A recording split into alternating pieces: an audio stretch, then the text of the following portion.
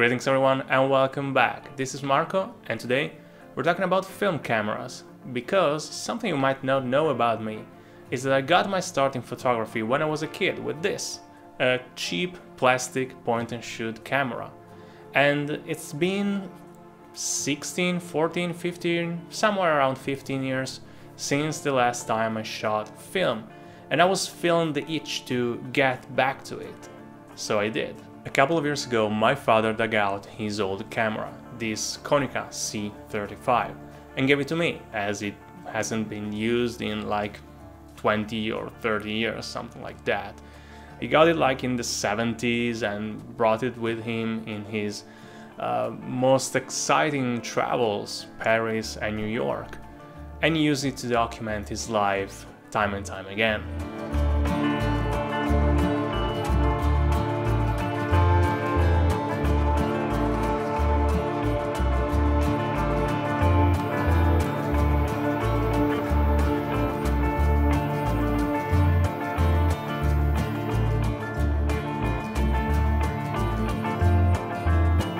So I bought a couple of rolls of film, Kodak Color Plus 200, the most basic film you can get, and started shooting.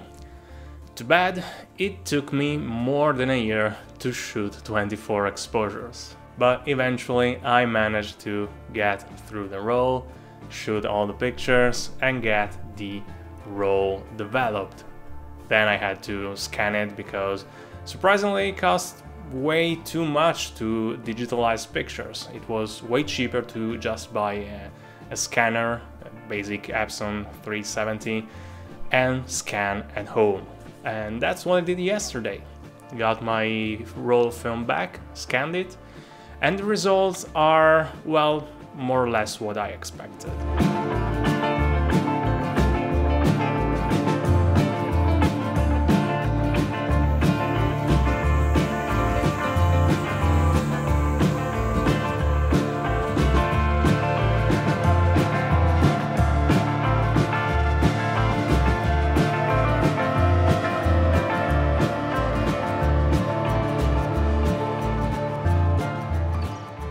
You gotta understand that I have this love-hate relationship with this camera.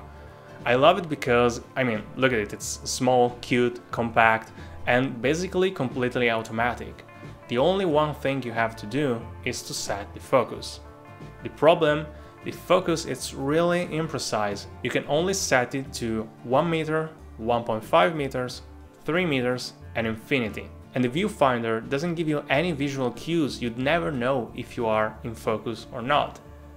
And as I feared, many of the pictures turned out to be completely out of focus.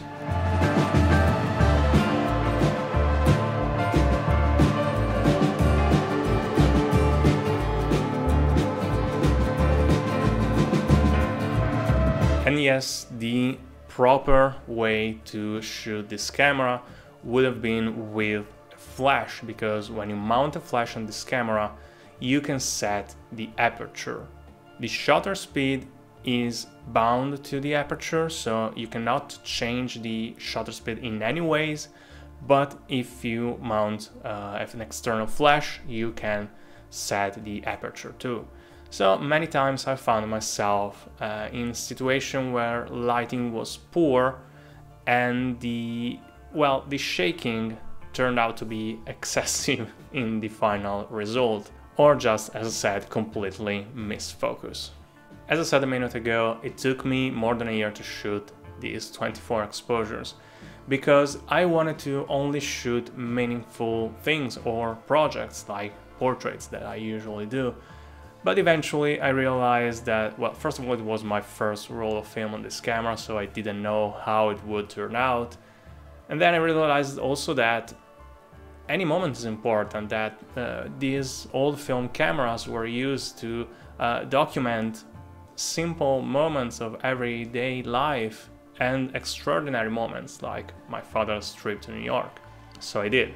I started shooting a little bit more in situations that were a little bit different, that were not project, in a more, home style use of the camera.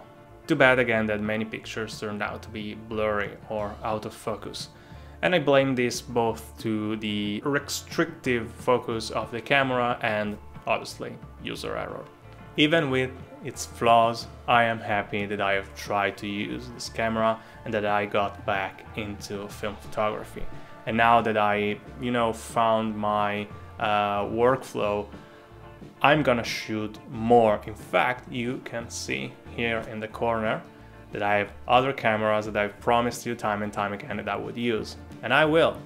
In fact, one of the cameras that has already a half shot roll in it, so I'm looking forward to shoot the other half. At the end of the day, I'm happy that I had the chance to use my father's old camera and that I'm back to shooting analog photography. And I will do more, and I will do more videos about that. So let me know in the comments what you want to see, what you want me to try, and all of that stuff. And as always, I'll see you in the next one.